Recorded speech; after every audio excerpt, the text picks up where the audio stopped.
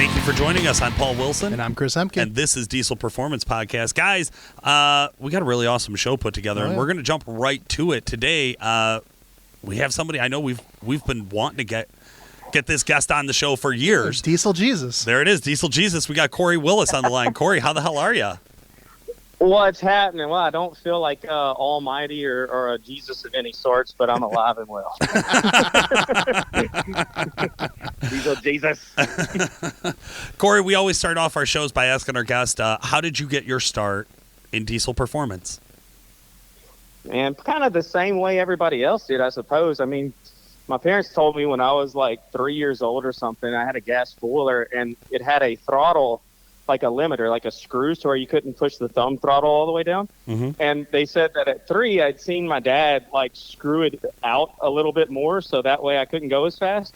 And when they came out, I was going wide open because I figured out that if you turn it the other way, it goes faster. So it's been one of those things that I think we, just been hopping stuff up forever. You know, when I was super young and I had foolers and dirt bikes, it was just constantly trying to make them faster. All my friends and some of my cousins, they could all afford like the brand new dirt bikes and foolers, and I couldn't. So, I just had to suit mine up and big bore kits and play with jetting and all kind of stuff. And then you start getting a little bit older.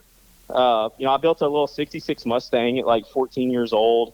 And I had to learn a little bit more about, bigger motors at that point in time. And then about that age, that's where some of my friends that had a little bit more money, they started getting diesels and stuff. So I was like 14 years old and was installing, edges in trucks. That would have been 2003, I guess. So that's just my friends would get parts, and, we'd hang out and install pipes and all the other stuff, the traditional come up of it. And Duramax back then, we all know it was like nothing was screwing with Duramax, right? Like that was the key.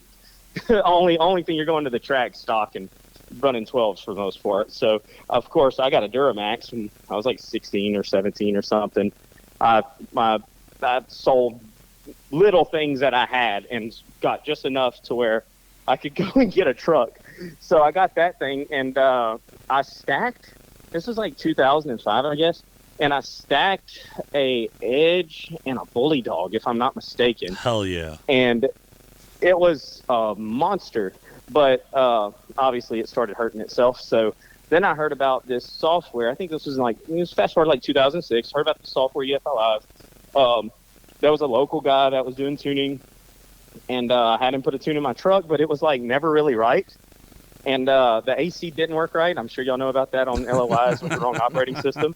So that was the biggest concern, was like, hey, it's fast, but like my AC don't work. And it's like, well, your AC's broken. I'm like, well, can we maybe try to put it stock or something like that? And it was just, your AC's kind of broke. So went back, and it was like $50 or $75 for him to like retune it to try to get the AC working, and it still didn't work. So I went down to, this is kind of funny, I went down the road to my buddy Brad Gintz, who owns a company now called EasyLink, but at the time it was Calvin's. And so I went down to there, and he's like, oh yeah, you have the wrong operating system. And I'm like, all right, cool, what's an operating system? And he told me about it. So I called the dude back up, and it's like, hey, it's got the wrong OS or something in it, and that's why AC's not working. He's like, well, you can probably do it yourself. So I'm like, oh, okay. So I bought EFI Live, got on, I think it was like dieselplace.com or something, wherever they had all the stock tunes posted back in the Gap. And I found the stock OS that matched it, put it in the truck, and the freaking AC worked. And I was like, God be damn. So that's where the journey started. I did like most people do. I took and I'd install like my Bully Dog, and, I would read the file back out of it, compare the changes to stock, and realized I didn't know what really anything meant. So I started just doing a lot of Googling.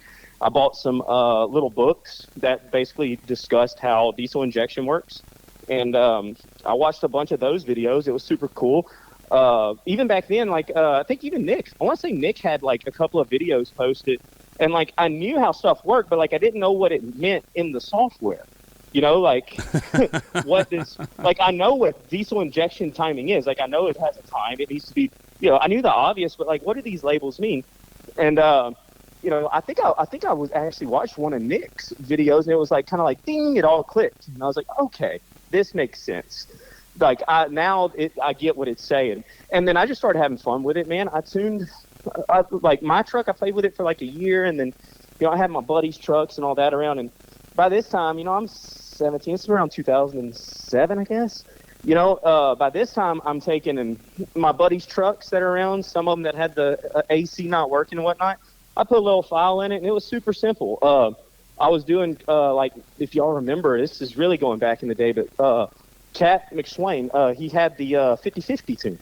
So you could take, and he was copying basically like the injection timing tables from the high altitude map into the low altitude map. And, the truck would respond. We'd go to the track all the time. So, I'd make little changes and see what it did. And it worked well. And so I got kind of comfortable with that. I bought a LVZ or LMM, I think a LMM, and then started on that process. And then Eric Stelly, and I'd done a few trucks by this time, but still, I'm like, even at the beginning of 2009, I wasn't professional. I'd been in the EFI beta forums and on the beta team and all that, but I wasn't yet like considering myself a professional tuner. Like I would tell people go to Nick or go to Rob or something like that. Well, there was this truck, good friend of mine, Eric Stelly. So back in, I don't know, like 2011 or so, I guess, he comes and he's like, I've got this truck. No, it was probably 09 or 10. It was early. But he had 250 over injectors, two 12-mil pumps, all from Exgen. He's like, all right, you're going to tune it. And I was like, no, I'm going to call Rob and get Rob to tune it. I don't know how to tune this. And he's like, bro, you know what you're doing. Dude. You got it. And, like, me and Rob were buddies, too, through Calvin's. Calvin's was building his transmissions at the time. So, I was pretty hooked up with Rob. We'd go to the track, eat crawfish and stuff together. Super cool cat. And so I hit up Rob, and Rob's like, Kory, you're in the beta forum. You know how to do this. And I'm like, I've never tuned nothing like this. I was like, I don't know how to tune this thing. He's like, it's all the same thing. He's like, it'll run. I was like, it's going to blow up. He's like, no, you know what to do. Just work on it.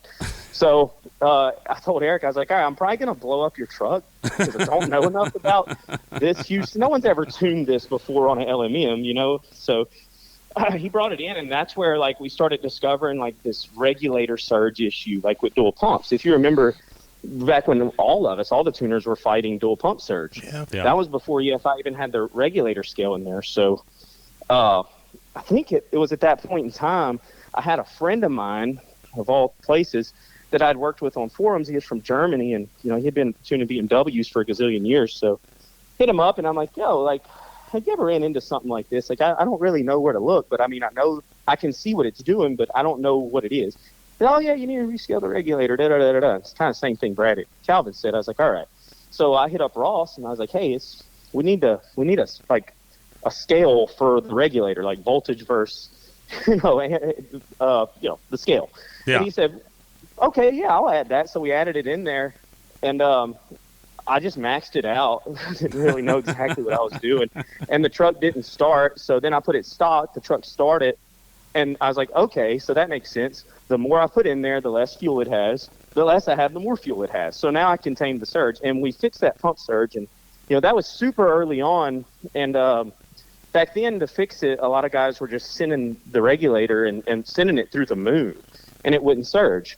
But obviously that wasn't right, and it was hurting injectors and stuff like that. Right. So real randomly. Through the help of some friends, we figured out how to get it right, and that became that's kind of what set PPEI off more than anything. Was people were like, wow, that truck just set the LMM world record, and it sounded good and it was clean. And what they didn't know was I was just as surprised as they were. But. So that's kind of like where whenever we went down the track in that truck, like that's where my phone started blowing up, and I didn't have time for this tuning crap really. It was like kind of a side gig. By this time I'm 18, 19. I had a little rental company I'd been working with forever since I was young, and I had a good game plan. So when the tuning took off, it was like, well, I'm either in or out, and something's got to go because I can't work any more than 23 hours around the clock. So I just pursued the whole tuning career and really got into it hard. And it was a little after that like EFI had started really supporting the LBZs, LMMs. I developed a really good relationship with Ross. And, I loved it. If people go on the old like EFI forum and look up, like my old screen name was like DMAX and K, you can see where everybody's learning at that point in time, but you're going back to 2009, 2010. And it was a fun time to be in the industry because everybody was after the same goal. It wasn't, no one was after money. No one was trying to be the man. Everyone was just trying to figure out how to make these trucks go fast and work and be happy with all these cool new aftermarket parts hitting the industry at once. You know, so, there was a lot. Like wastegates back then. Yeah, right. You know? Yeah. There was a real sense of community back in that time. It was, man. I mean, you know, the beta team was super tight. You know, everybody that was in that group. You know, it's sad that a lot of those guys aren't around anymore, but that was. I don't think we'll see that again in the tuning industry. That was a really good time in the game. Do you think that the growth hurt do you think the growth hurt the industry, or you think just people got cash hungry, or do you think that it has to do with a lot of the stipulation of what we need to overcome to get new products to market that's really changed that?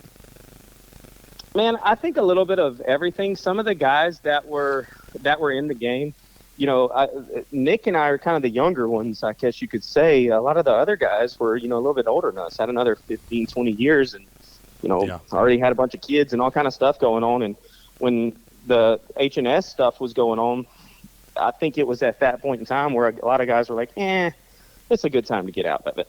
And I think a lot of them folded up. A lot of them got like consent decrees from the government and paid like a little fine and, you know, threw the deuces to the game. And, you know, can't really blame them. It's way, as y'all know, it's way more difficult these days to be in the tuning business than it was 10 years ago. Well, it's also just access. I think that's one of the things that we've noticed here throughout the years, and I'm sure you're in the same boat about, you know, Chris and I were talking a little bit before the show, and he's like, you know, we should talk about like the difference in R&D on, say, like an LB7 versus an L5P. Right. An LB7, how did you get a base file to start with that you could read? You mentioned early on, you're like, I read it off the truck, or I installed a bully dog and then I read that file off the truck. Right. It's like, that's so far removed from even possible. It's one of those things that makes you feel old. You're like, oh yeah, sure. And you used to ride a horse to school too, bro. Yeah. Like what are we talking about? Like it's right? It's not even in the same world. Mm-hmm.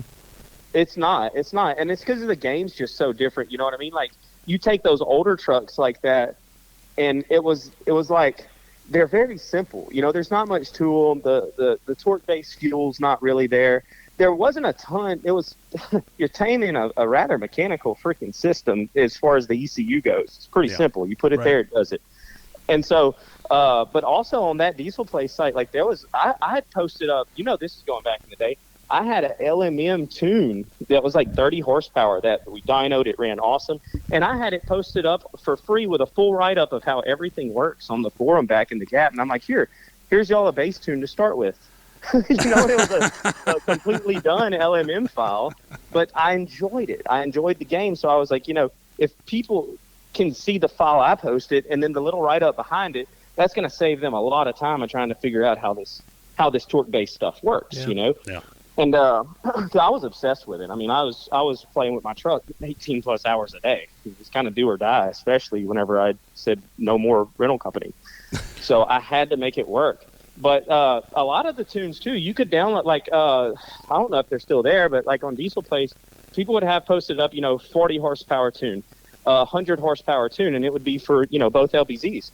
So I'd click on them, I'd download them, compare the differences, and then be like, oh, okay. So that much duration must have increased it that much, you know, horsepower. Yeah. And so you just keep playing with it, and then finally, you know, get on a dyno, play on the dyno, and see how the boost changes things, see how timing changes things. And it was fun. It was a really good time in the industry. Nowadays, you know, it's kind of taboo to try to do that type of stuff. But I think the difference is it's one thing if you download a file, or let's say someone even freaking steals a file, and you're comparing to learn. That's cool. Now, what would have been screwed up is if I would have taken that Bully Dog file and resold it. Right. You know, or I would have took someone's tune and then resold it. That's what's frowned upon. Yeah, I'm okay with you so stealing. Much of that now, I'm not though. okay with you profiting off of stealing. But that's what you see so much of now. Like, Kory, to your point, you know, you see so many guys.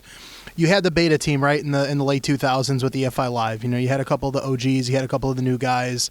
And it's crazy to think that, you know, out of that beta team, it is someone like Nick and yourself that's still active in the industry doing what, you know, you guys do. But But it's wild to me that in this day and age with forums now, people are selling files, ripped off tunes. I know you're an advocate. You post about this often with your data logging review through the website and through your business and stuff that you do. But that's what the industry has come to. Yeah. Fly-by-night guy wants to make a quick couple bucks, rips off a file, and he's just plugging the same tune, the same operating system in every L5P or into every LML. Well, it's funny we're talking about some of these OGs that were around back in that day. I've worked with some of these guys selling them our products since then, right? So post 2013. Yeah. So. And I remember having conversations with some of these guys who were on that original beta team talking about how much they hated Kory and Nick for giving everything away because they saw it from an older guy point of view of, no, if you know how to do something, keep it a secret. Right. Don't teach the new guy how to build a transmission. You should be the only one who knows how to do it.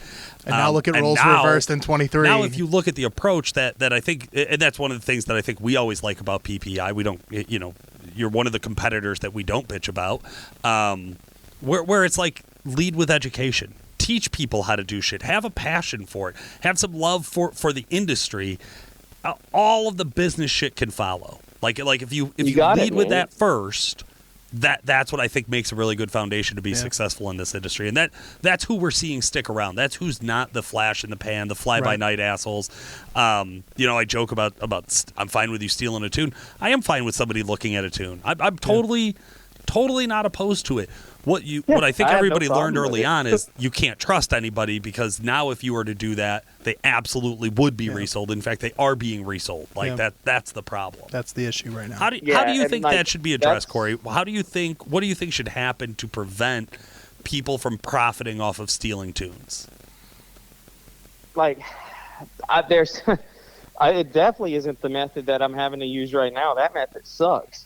But, I don't know what else to do at the moment. I'm like I'm sure you guys are. We're working with the software companies and everything, but it's, I hate to see them put, $30,000 or $50,000 worth of their engineering time for tune security when someone can simply just grab the file out of the ECU from an off-brand off-brand European tool or something. Right. So it's like they can spend all the time they want with that. There are ways to readdress everything in the ECU in such a way that even if you make a change in the table you see in the software, it doesn't work.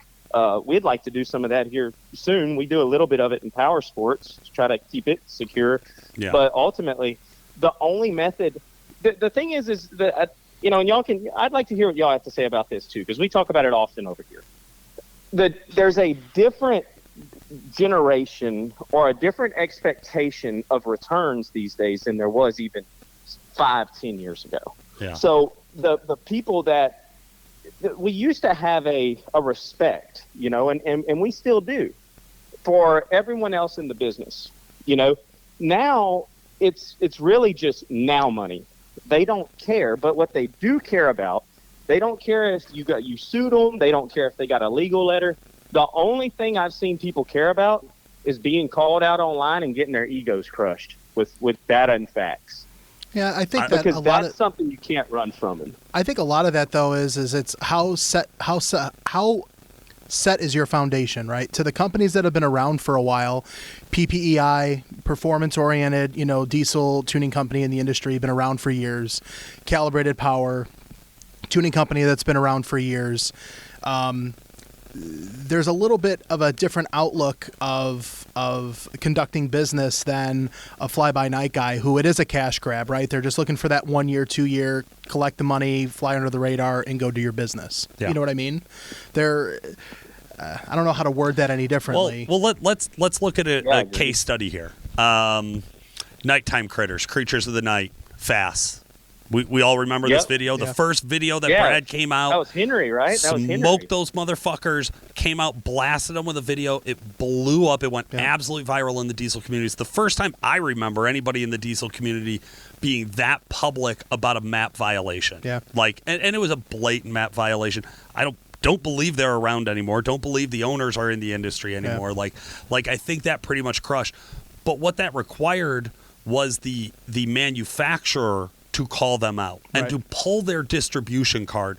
That's the most effective thing we've seen. Yeah. I know as like we are a fast distributor, wholesale distributor here at Calibrated, I know we absolutely enforce MAP policy to an exhausting degree because we know we have to. Agreed. But it took Brad, it took Fass to step up and say, we are going to walk away from your money. We have decided that your ethics are not worth your money. It's not an equation. I think for HP Tuners, EasyLink, EFI Live, any other software developer, and you're talking about retail software developers, people who make hardware that end users are going to use, I think it's really hard for them to consider policing the industry as far as ethics. Where do you draw the standard? How do you prove it? So if I find somebody ripped off a tune and I send them the file, I don't know enough, like, because I'm not a tuner, because I think you guys are all crazy for wanting to be tuners, but whatever. He says that as he's employed by one, right? Yeah, I'm employed by one. I'm not one. You notice for 10 years I've been here, I've never tuned a truck in my life. Hey, you know what? I think you're right. Nick is crazy for employing you for 10 years. You're right. Nobody agrees more. You're right. Nobody agrees more. But it took somebody saying, your money's not worth it. Right. I don't care about your money. I care about... And I think for Brad, it's more about fairness and about policy, and he really doesn't seem to be one to care about money. He would fight over the principle before he fought over the money. He seems like that guy. Right. I don't know that EFI Live has enough fucks to give.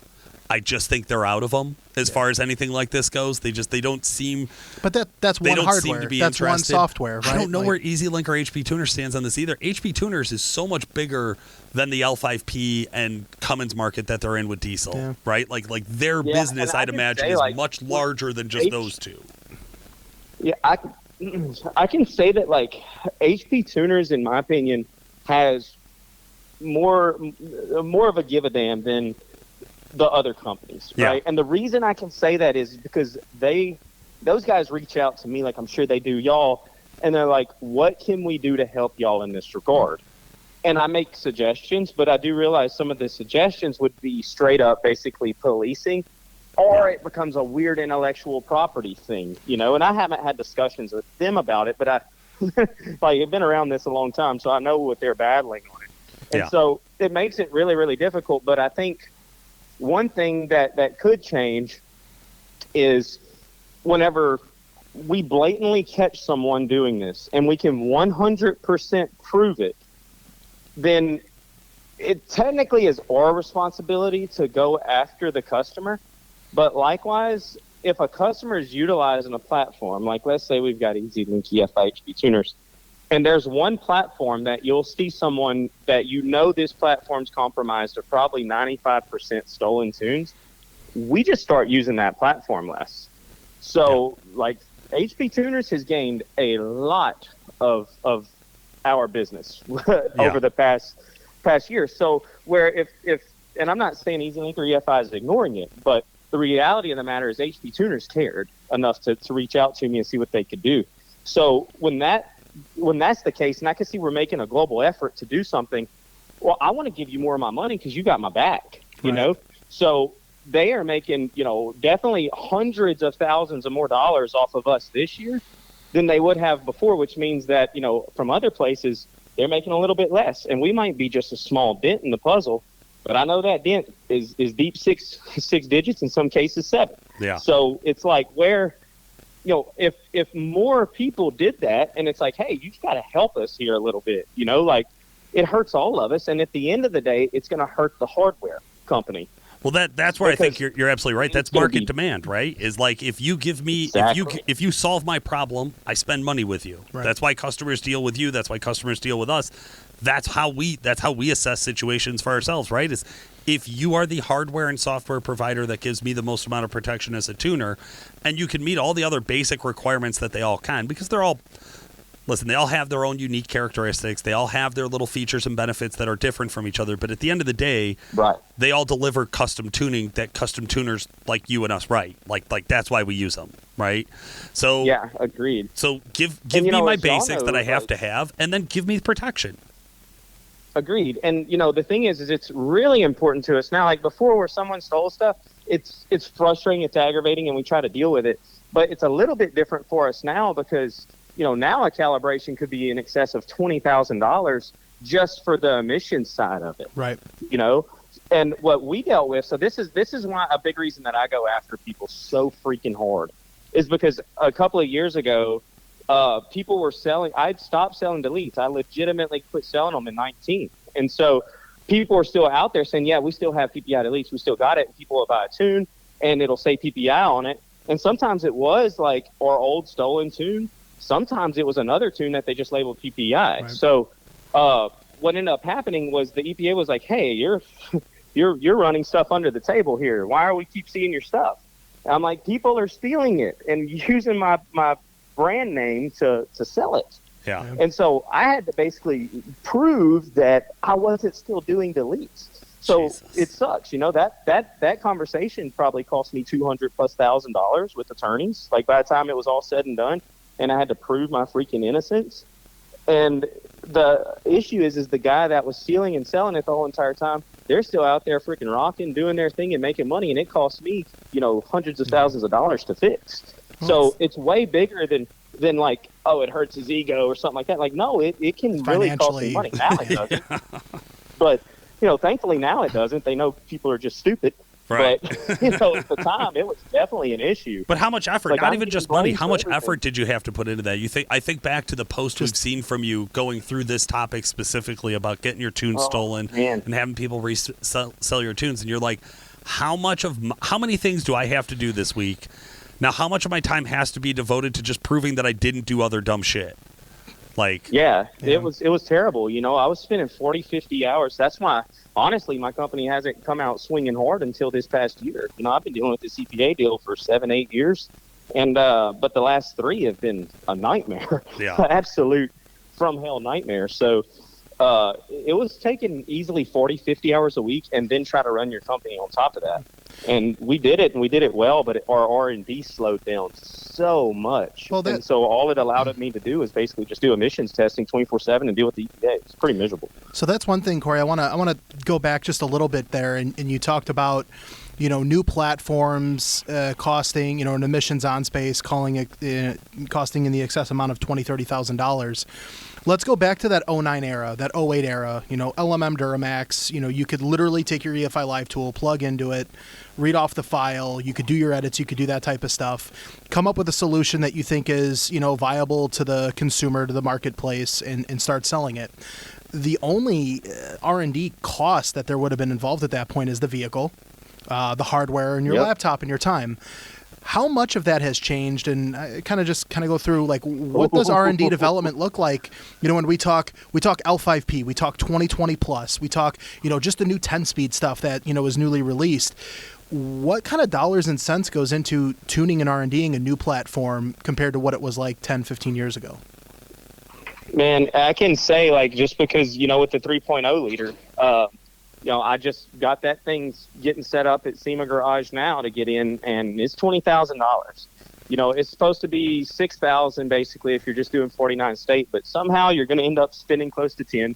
Yep. And then for 50 state, you're going to be 12. Somehow you're going to end up spending somewhere around 15, 16. If it's a brand new vehicle, they don't have baselines, they don't have one around, you have to rent the vehicle, get the fuel, and I'm thankful SEMA Garage helps out with that, but still at the end of the day, $20,000. Yeah. So for us, and what's crazy too is, thank God we pass them every time. But if you didn't pass, or you're screwed, you're have fun with your $20,000. Well, let's touch base on you're that. paying right? for the testing, not the results, right? So if you fuck it up and don't get what you want at the end, you get to pay for another test. Woo-hoo. So now, are you sending Are you sending a truck to them to have done, Kory? So okay. we'll in some cases we'll send a truck, right? But in this case, Banks actually had a customer with a 3.0 liter, and so that's the one we intend on using. Very cool. With that truck, that setup. It's just, you know how it goes. Like, 'cause they have to have a specific model year. It has to have like the specific trim package. It has to be the stock tires, X amount of miles. So like they're kind of hard to find to get a truck that qualifies. You know? Yeah. But you've also had to have experience tinkering with that prior. So this isn't like, oh, there's a vehicle I can test on. I'm gonna magically pull a file out of my rear, send it to them to Flash, and start testing. So it's like, on top of the $20,000 just for the 50-state testing, you've already had to have a vehicle. You've already had to go through that R&D. The return on that, you know, when we talk about stolen tunes and we talk about, you know, these businesses that are flourishing and growing and guys with cash grabs or whatever, it becomes that much more of a difficult, you know, obstacle to overcome, right? Coming forth with a new platform for support is very, very expensive. Yeah. Agreed. And so it's like, and to add on that, like the finances, but also take time. So before we go to SEMA Garage, you know, I've got a very simple 5-gas analyzer over here at my shop. I've been using it for years. It normally lines up with SEMA Garage within 0.01%. So I call it accurate. This thing, I'll bring in I've got a very good friend of mine that she's a chemical engineer at the plants. Like there's a bunch of industrial plants around here. And so she took care of all that and made sure their emissions were in compliance. So I asked her, I said, hey, this was in like 2016. I said, I don't know anything about this emissions crap. I said, can you come in and I want to take and run I want to run the truck stock, and then I want to run it with you know, basically it would have been kind of like one of my delete files with codes on. You know, we didn't know anything much terribly back then. So I put that thing on the deal, and she ran it, and like we bombed that test. Like it was terrible. And I was like, oh my God, I've got a lot to learn.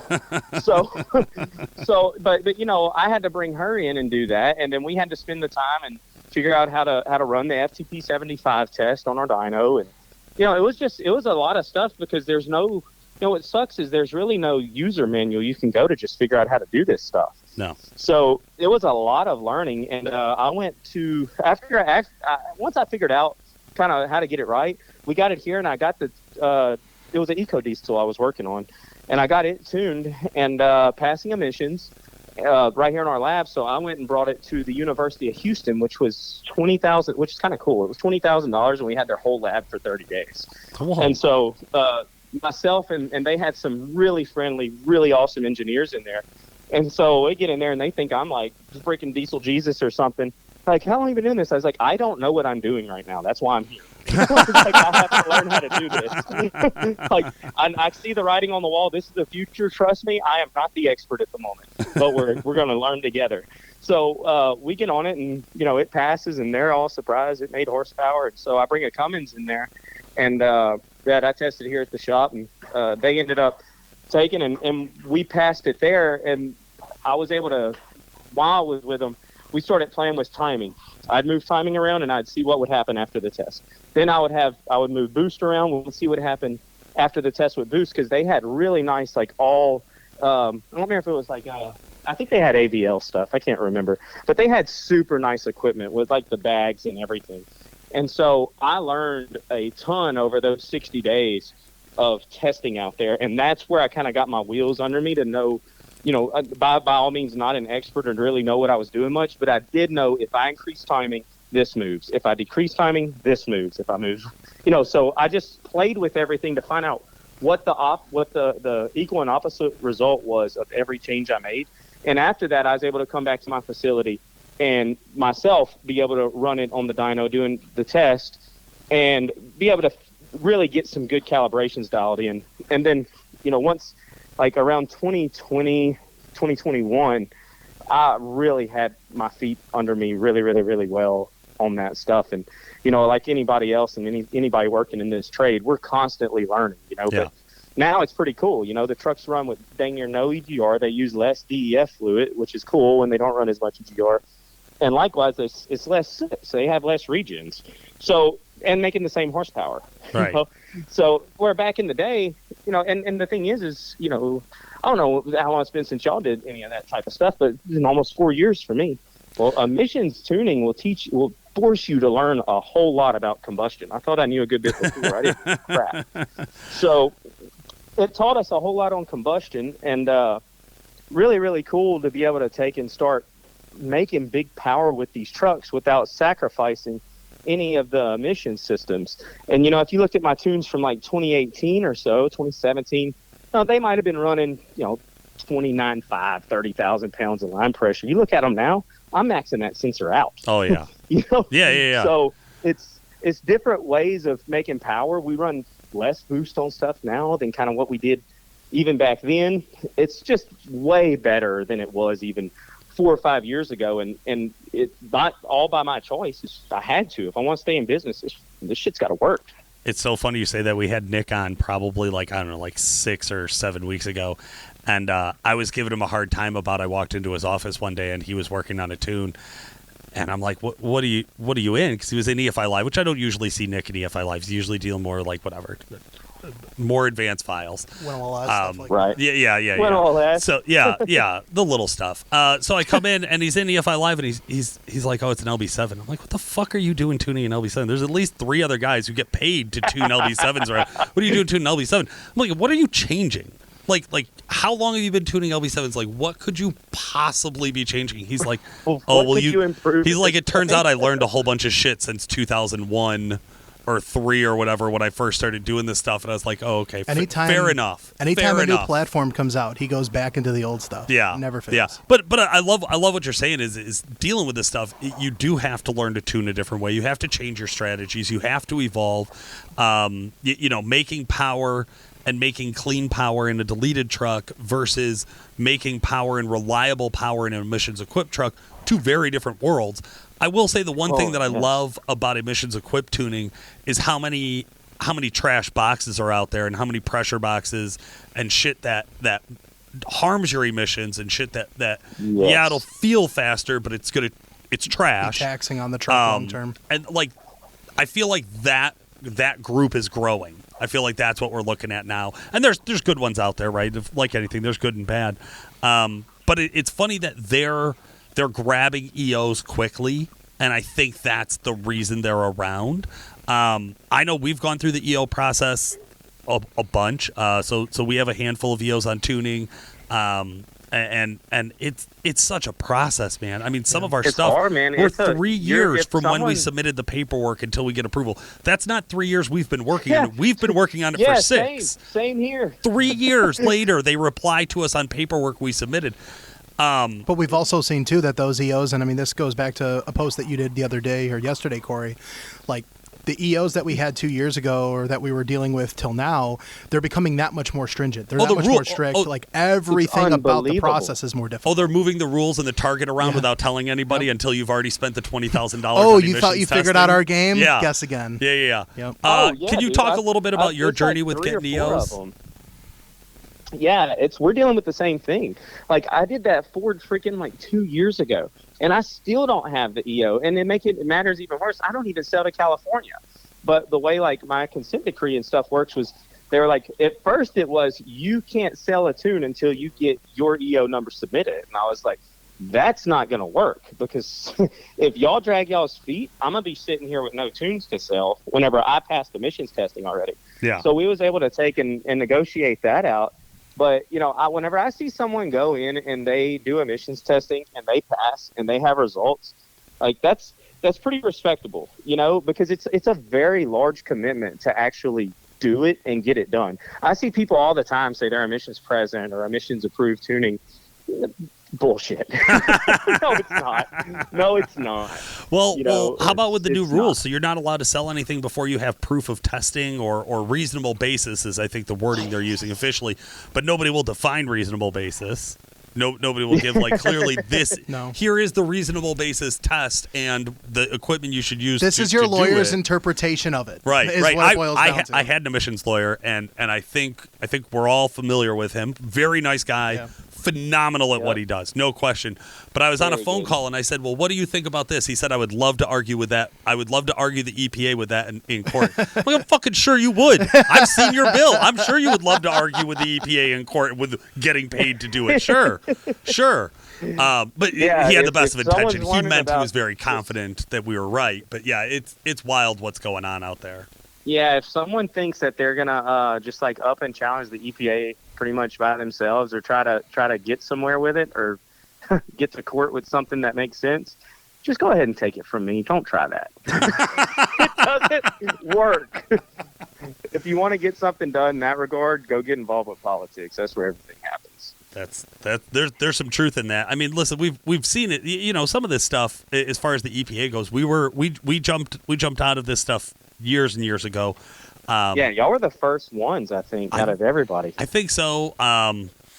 I will say a few years after we got out of it, because we kind of got out of it quietly. We didn't like make an announcement like we're not doing this anymore. We just started turning orders down over the phone, which was a really, really fun time to having been worked here for 6 months and had left a job at a publicly traded company to come work in a garage in a small town in the middle of nowhere. Right. So it was really cool that 6 months later. And tell people that you won't take their money. Right. 6 months later, the owner comes in. He's like, yeah, don't sell this anymore. And I'm like, yo, you hired me to sell shit. That's what I do, bro. Like, I don't work on shit. I don't rent shit. I don't tune shit. I sell shit. He's like, yeah, don't do that anymore. So I think probably like 5 years later or so, 4 years later or so, we made a video that said, don't delete your LML DPF. And there's like 5 things that we wrote up for Nick to go over to explain, like, here's the case against deleting.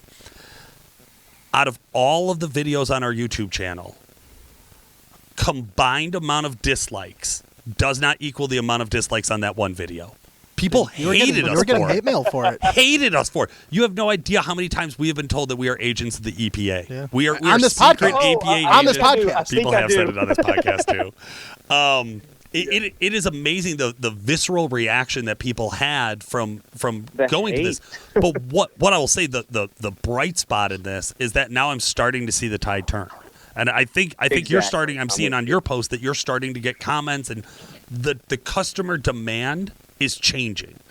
Have you started to notice that? Have you started to see people embrace this idea of emissions equipped performance? Absolutely, but I don't think it's because it's a weird spot because, and I analyze it a lot.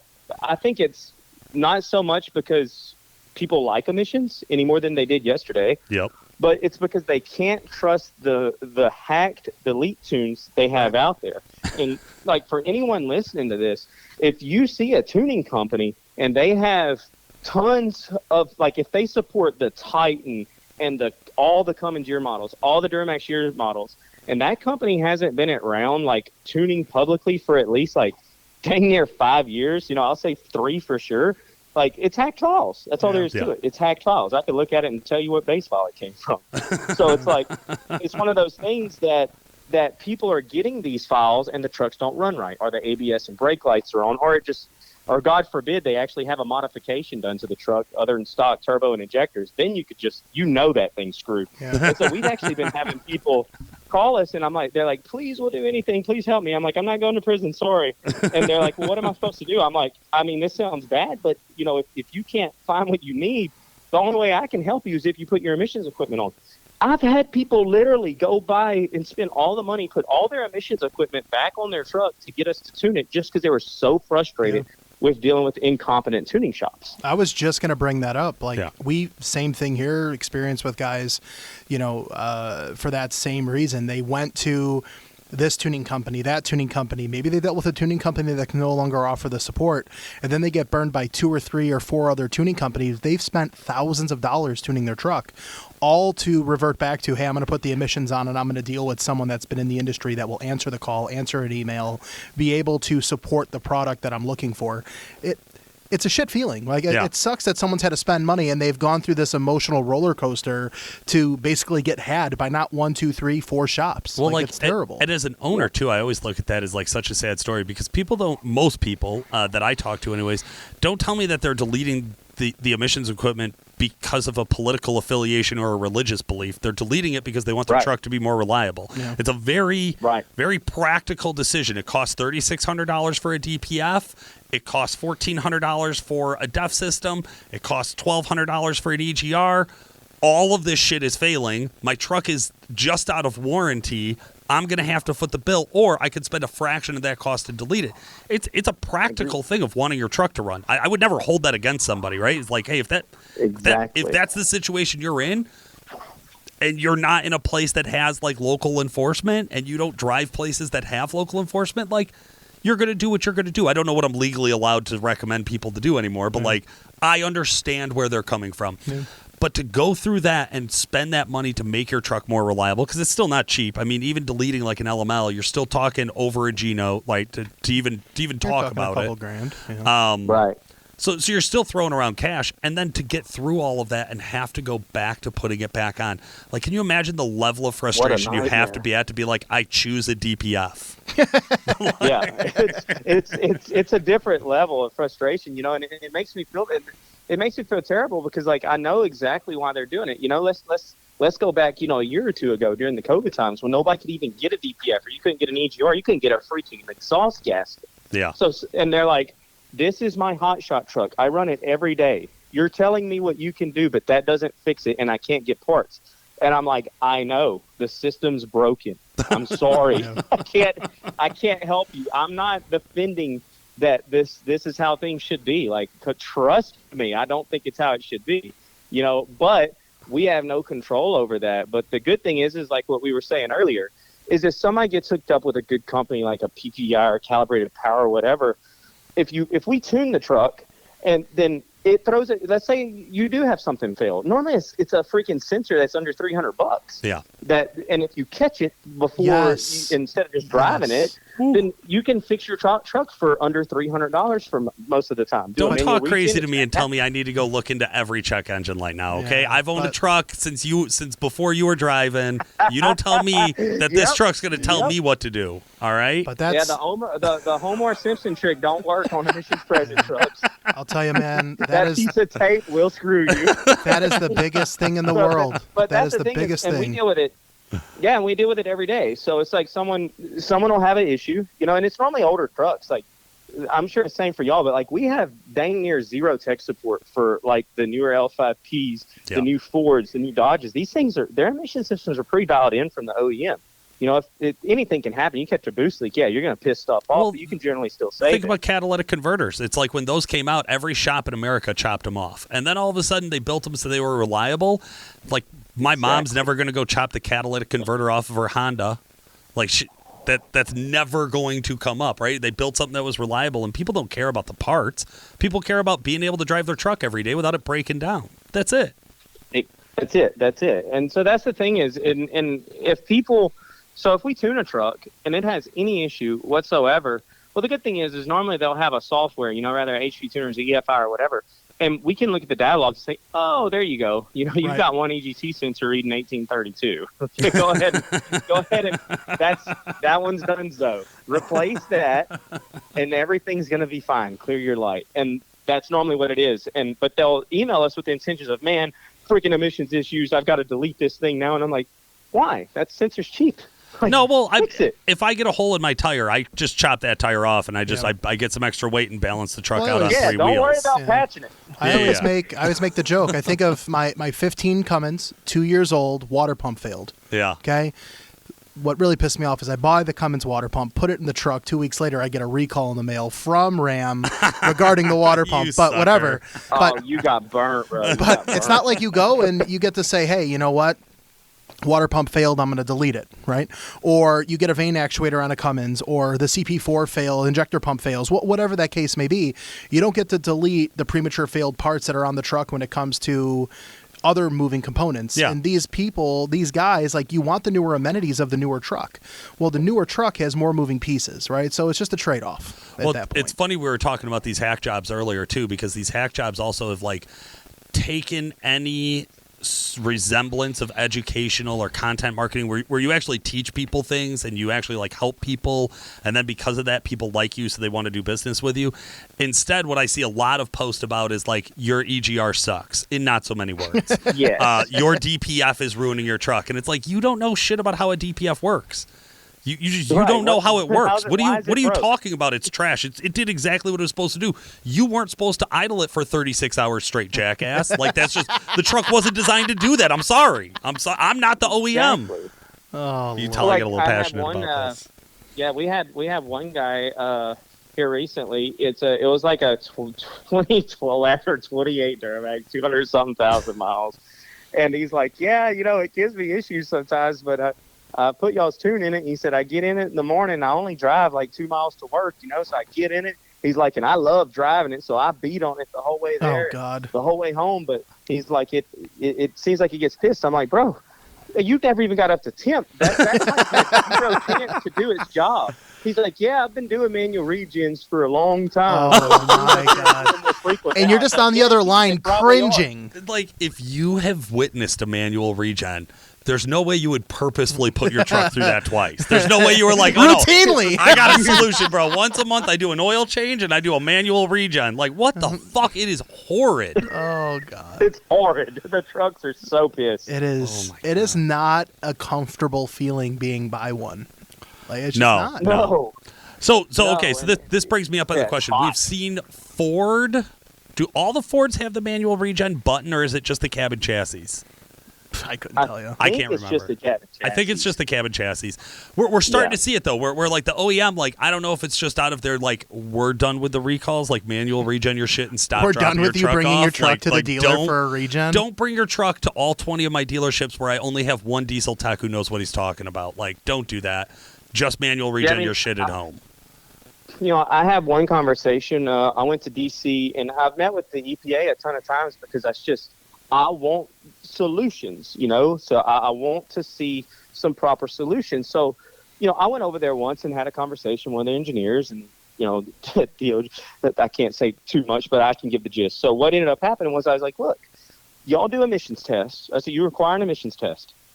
And that's a vehicle's age at 150,000 miles. Like, if you looked in what the code says, literally in the code, it says at 150,000 miles, the DPF is considered aged. So from the manufacturer, the warranty generally goes up to 100,000 miles. I think the emissions warranty is supposed to go up to 150, but the EPA is like, yeah, so that's good. I'm like, hold on. I was like, what about after that? I said, what happens after that scenario? Like, well, if it wears out and you replace it. I said, do you know how much it costs?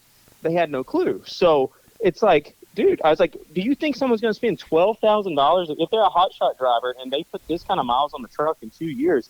Do you think they're going to spend $12,000 every 2 years to have this problem?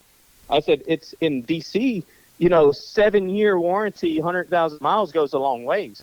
Out in the rural areas, like where we're at, where people drive the piss out of these things, especially towing and beating the hell out of them, doing what they're supposed to do. Man, that's an issue. You can't expect that person to spend $6,000 a year based on emissions components that they can fix with a delete. So that's one thing that I think no matter what we can totally avoid is that some of them will go 300,000 miles, 500,000 miles. You see some freaks now and then, but it is a wear item. No matter what, we can't get across the point that it's eventually a wear item. Right. Now, is it worse for someone to get a bad tune and wear their engine out before the DPF? Hell no. But, so it's not worth going the delete route with the tunes that are on the market now. It's just a select couple of guys that's out there. Right. So that are actually good. So, when I went up there, it was like, y'all have to understand the full picture of what's going on here.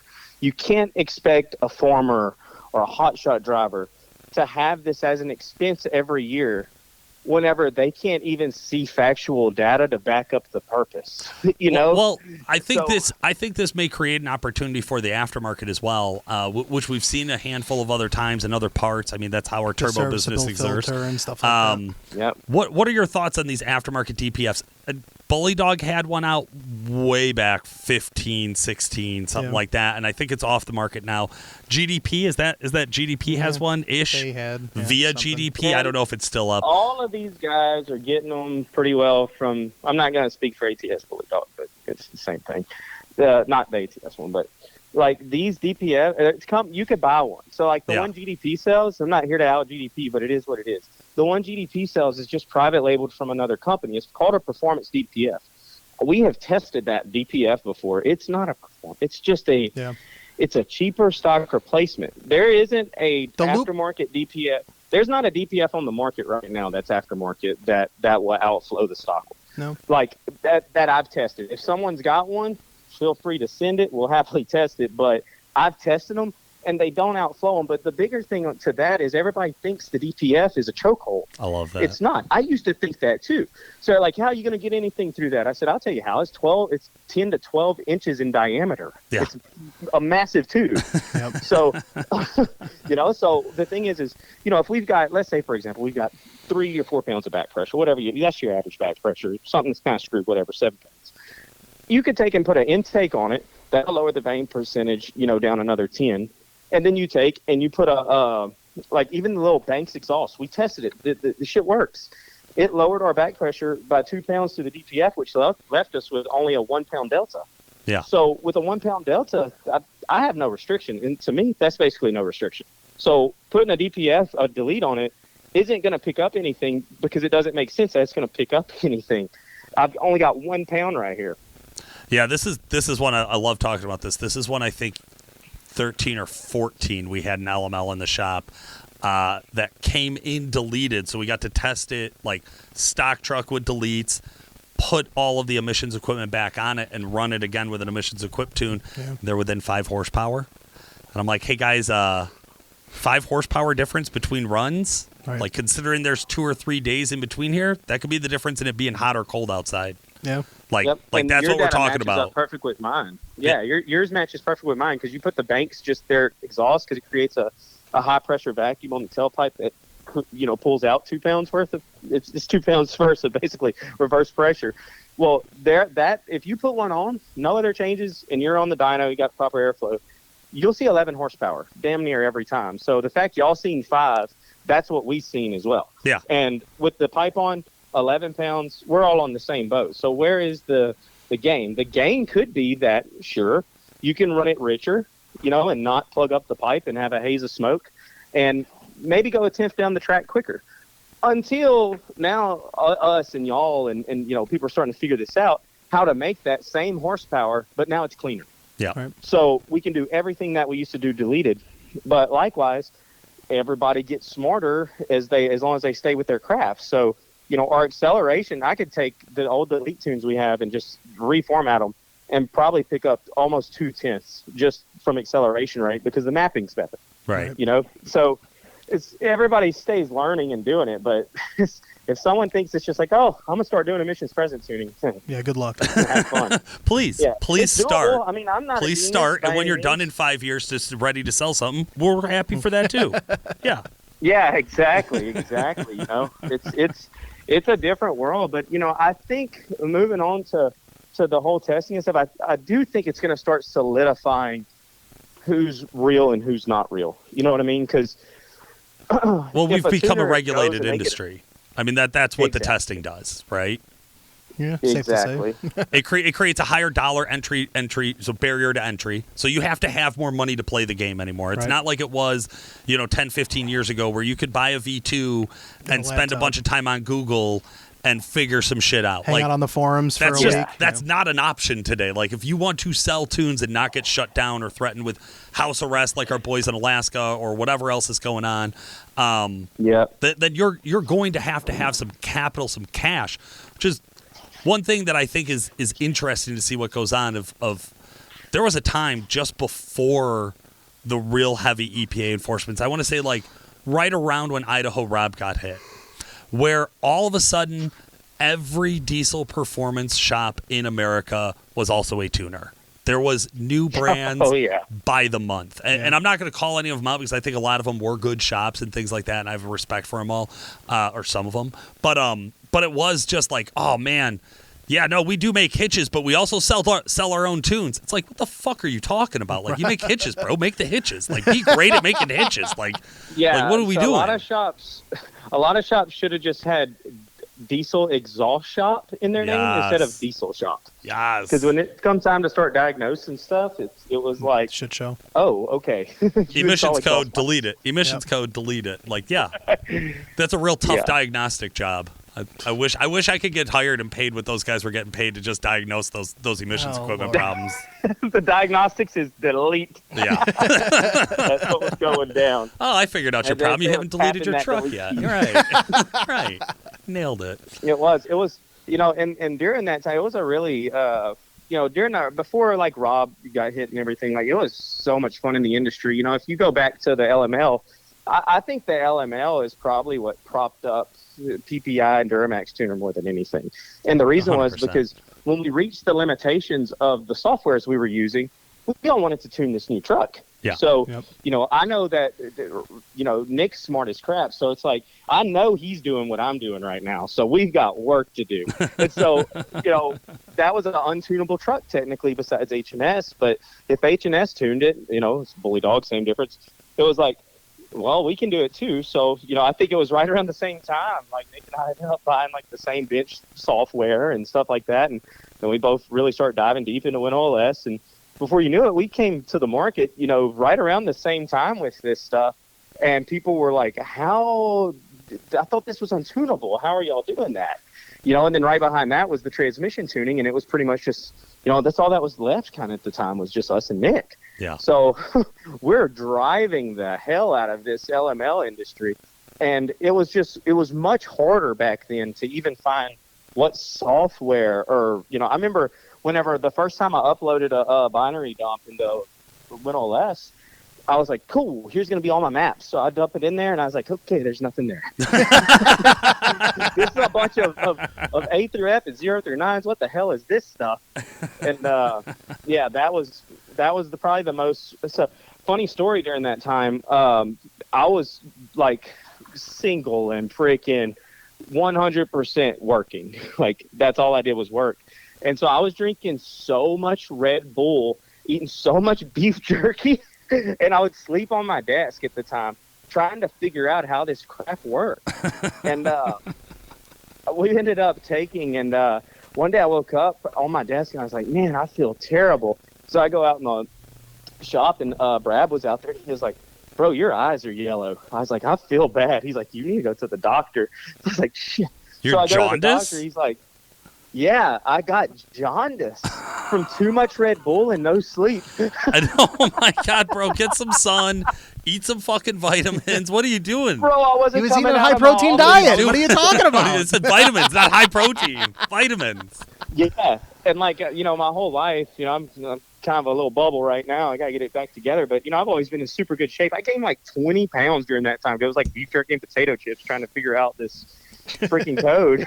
I will say that was my exact diet for my 20s, but yeah, I get it. It was also mixed with a pack of smokes and a bottle of whiskey at night, but whatever. Nothing's changed. a little bit. I kicked the cigarettes, Chris. How dare did. you? And I'm down to one Red Bull a day at most. You've been e-vaping in the in the studio. Yeah. Well, we're not going to say that while we're being recorded. I was dipping at the time. There's no telling how many freaking cans I went through at that point. That probably didn't help nothing. Yeah. No. I need to be more wired. I get it. All right, Kory. Dude, that was good times. I got one last question for you. As technology is getting harder, access to ECMs is getting tougher. Every time there's a new ECM that comes out since the LML, we've all been told it's untunable.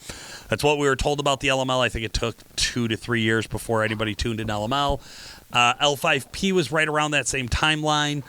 Duramax has been running the L5P since 17. This is 23. I think they're going into 24. Has that been confirmed? I believe so. I believe so. I'm not 100% on it, so I might be wrong. That's Who what cares? I heard too. We know they're going to change it, though. This RPO is not here forever. They've never done a 10-year run. Yeah. The next ECM is likely to be like all of the other new ECMs out there that have higher and higher levels of security. Is tuning in a bad way? Is custom tuning in a bad way because of these high levels of security? What does this look like in the future? I don't think it's too terribly bad. I've got some real close friends of mine that I work with out of Germany. You guys have become like brothers to me, and man, they are. This dude's been doing reverse engineering for like 30 years, and so I'll send him over stuff, kind of like E66. I'll send it to him, and I'm like, hey, is this what's this look like? He's like, oh, it's gonna be some work, but it's all totally doable. There's holes there, so it's like, okay, cool. So I think that it's gonna be like 2011 all over again here in the next probably 2 years. Okay. Where it's just very difficult. You'll have to have some niche markets, and then I know Nick will probably be working super hard on it with himself and whatever engineers he works with, just like we are. And it's probably going to become one of those things where we all have a lot of money spent into trying to get into new ECUs. And will the third parties get in it, like HP Tuners and EFI and all these other guys? Will they get in it before us, which is great because then we could just use their stuff? Or is it going to be one of those things where it's like, well, we kind of got this by the tail at the moment. We'll run with it for a little while, and then work with the third party. I think that's what we'll probably see more of in the next 2 years. Because like on some of the stuff we're working on now, like with the little power sports, like the little kids cars, they're actually kind of weird. And so on some of those things, it's kind of the same where it's like, hey, we see you're supporting that. It's like, I kind of got a little niche right here. I'm gonna lay low a little while with this one. I think that's what we'll end up seeing. That's like what we're doing with the Heisen. So it's like I think we'll end up seeing some of that. But what I really hope is that HP Tuners and EFI and all these guys just knock it out the park, and then we could just use it. Yeah, that's ideal. Yeah, that's the dream. It's a lot less expensive for sure. That's the gravy train. But I don't know if that doesn't, if we can't crack ECUs, then the next step is standalones that function with all the emissions equipment. Yeah. That'll be the next era. And, we've been working on that since 2019 too. I've actually got an ECU here that's pretty cool. You can put it in an L5P and it'll 100% run the L5P. You can put just straight kerosene in it and it'll automatically adjust for like kerosene blend. It's pretty cool, but to map in all the emission stuff into that ECU and make everything work just as OEM did without actually having an intellectual property issue, like that's super, super difficult. So, that's probably that would be 2 years of R&D before we work on something with emissions equipment, and that's super dedicated with engineers on it. Yeah.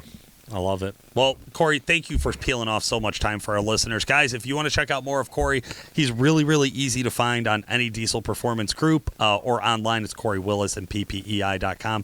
Any last words you want to part with our listeners? Man, I just, y'all have had a podcast going a long time. I listen to all of them. I put out great content, and thanks to all the listeners to support it, so even I can get on it and talk a little bit. So, and don't take me too seriously on Facebook. I will do no such thing. It brings me much joy. Kory, again, thank you so much for joining us, guys. Thanks for listening to the show. This has been Paul Wilson and Chris Ehmke. Have a great night. Thanks for joining us today, guys. This has been Paul Wilson and Chris Ehmke. Make sure to like and subscribe, and we'll talk to you again soon. Well, I don't feel like almighty or a Jesus of any sorts, but I'm alive and well. Jesus.